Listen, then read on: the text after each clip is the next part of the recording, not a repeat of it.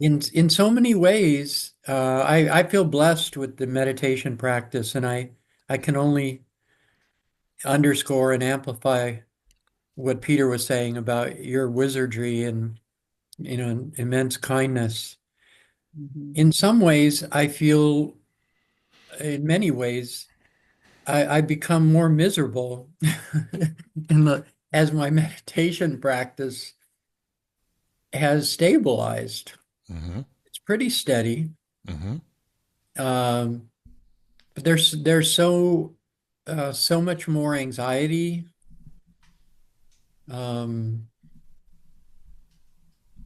sadness, and it could be a mental health issue. I work in that field too, but that Hmm. doesn't mean I'm immune to it. Hmm. But it's this paradox. I mean, I'm in the meditation, and I know I've talked about this or around it before, I think. Hmm.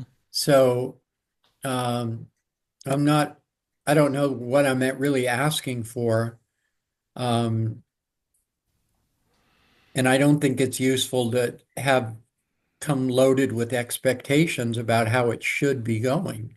Hmm. But I'm just putting it out there that uh, that's going on too. Um, and I'm certainly open to reflections, maybe as to my unskillful application or how Hmm. whatever might be self-generated and sort of beclouding this. Hmm. But Hmm. it's just I could enumerate all the different stations of life that seem very afflicted. Hmm. Um, which is not to say there's no joy from time to time, but there's a hell of a lot more sadness Hmm. and pain Hmm. um, that just is sort of interlaced through my daily life. Hmm. Hmm. Okay. Also, my car's not working that well. That's fucked up. Okay. The car, I think we can say, not guilty. I have an e-bike too, though, Dean, so I Yeah. ride. Okay. Um, okay. First of all, I think it's not an unreasonable expectation that in general, with a regular meditation practice, in general, over time, our experience of life should be getting better. And it Uh, is, I would say I'm much less reactive and much more steady in my depressive temperament. In uh-huh. other words, not erupting with anger or stuff. That's gotten a lot stronger. Uh-huh. Yeah, that's a for sure. Uh-huh. Uh-huh. Oh, now that's very interesting. That's very interesting. I'm no mental health professional, but uh, I, I have I think it's kind of a pretty well known fact of life that often people use anger to distract themselves from things like sadness. Sure. Okay. So perhaps what the when you're talking about feeling more sadness than before, perhaps what we're seeing is that there's a tendency as we practice because beingness is there's no falsity in beingness, right? Whenever as soon as we're engaged in the relative world, as soon as we're engaged with the mind, there's potential for missing some of the facts. We think things are like this, and we were only 90% correct, or we were only 10% correct, or something. Or we can have some murkiness in our cognition of the situation. Things can be unclear, but when we're resting in just beingness, because there's no complexity, there's no structure to it, there's nothing that can be false. It is the field, the only field of 100% truth and 100% clarity. And then as we come back out into the living, some of that feeling for truth and that faculty of clarity more and more is coming out with us. So it becomes harder to hide things from ourselves. It becomes harder to be dishonest about our situation. So, for example, if we've had some kind of deep sadness and we've been distracting ourselves from it with, let's say, anger, that becomes less supportable. Right. We see we see what we're doing. Like, I see you, Dean. I see what you're doing. I see you doing that to yourself, and you can't get away with it anymore. Right. So my suspicion would, from what I'm hearing from you, would be maybe something like that is going on. Yeah. That makes, Um, does that sound right? yes. Okay. Yeah, it Okay. really does. Okay. And then the next, but then it's important to know, and this is where it's really important, that sign when you go on the ride in the amusement park, when you go on the roller coaster, there's always that sign that says, stay seated in the car with your safety belt fastened until the ride comes to a complete stop. Right? So this ride's not over yet, Jacob. Right. No, Right? I believe that. Yes. Yeah. And this is where someone the other day was asking about, oh yes, Henry the other day was asking about faith and whether Hmm. experiencing beingness is a matter of faith. And I said no. The experience is the experience, doesn't require faith. But where faith is helpful is in this staying in the ride. Yeah. That and faith does not mean belief. It does not mean, okay, we have to accept a bunch of dogma. People mix up that word faith with that word belief. Belief is, okay, I accept that whatever, on the third day he rose, or the oil burned for 8 days, or whatever.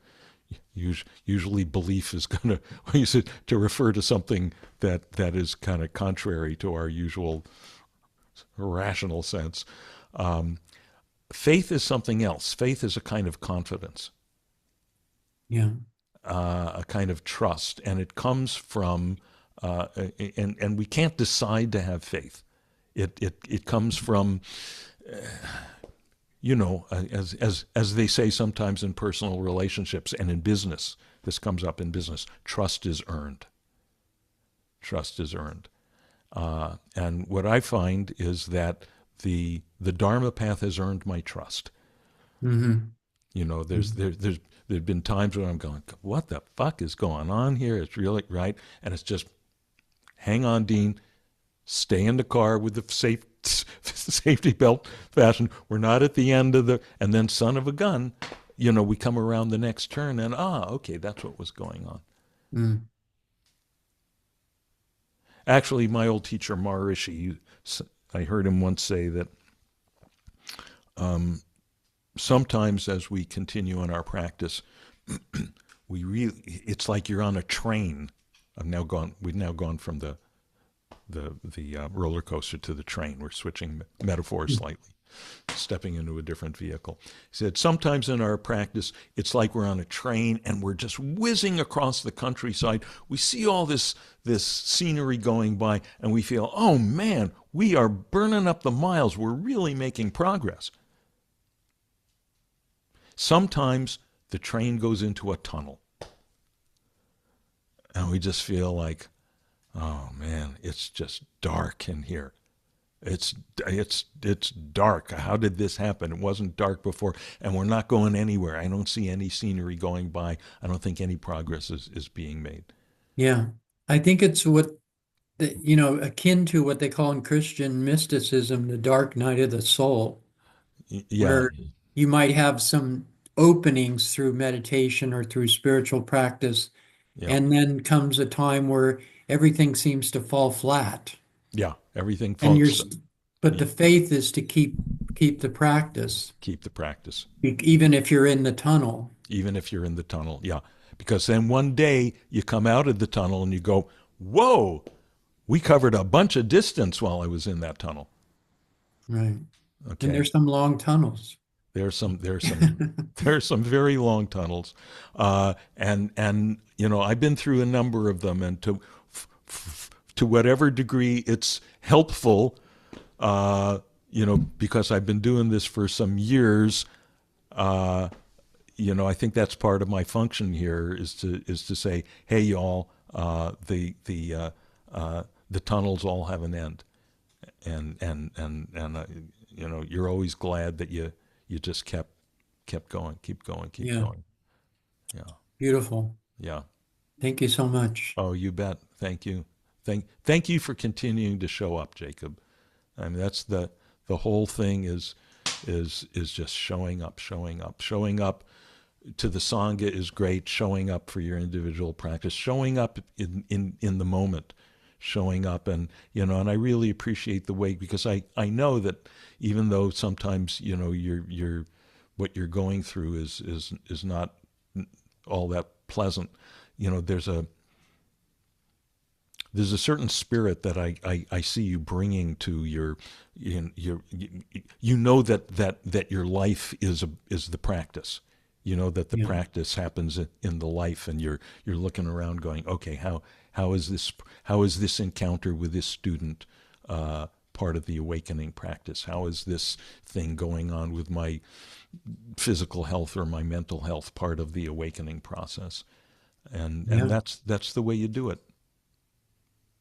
Grist for the mill. It's all grist for the mill. It's all grist for the mill as long as we keep the mill turning. Otherwise, it's just a bunch of grist Right. Milling around. milling around. Good. Yes, Barbara. I just wanted to thank Jacob for bringing that out to us. I think it's a very complex situation, and I think maybe other people experience it, but maybe not as often or as deep as you're experiencing it. So I really appreciate you being open about it. It's a good thing. Thank you. Yeah, yeah, Thank you, yeah, friend. yeah, yeah. And I hope everyone feels encouraged. This is the way to do sangha. The way to do sangha is to be honest. Is to report on, if you feel like this thing sucks and I'm really pissed. I'm pissed at the teaching. Dean, I'm pissed at you, or whatever you're actually feeling, you bring that into the sangha, because then we can work with it. We can't work with it if you don't bring it. And if you just try to bring in, what you think is always the good, I want to be an A student, I'm feeling bliss. I'm feeling so enlightened. Right? Yeah, that doesn't work.